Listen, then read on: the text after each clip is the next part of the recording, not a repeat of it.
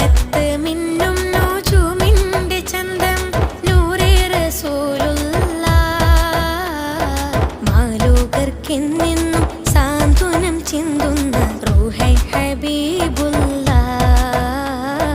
റൂഹേ ഹബീബുള്ള ഊതി പെരുത്തിവൻ പാടുന്ന പാട്ടൊന്നു കേൾക്കൂ ഷഫീഉള്ള മാണിക്യപ്പൂവിന്റെ ചാരത്ത് ചെന്നെത്താൻ തൗഫീഖ് ദേകല്ല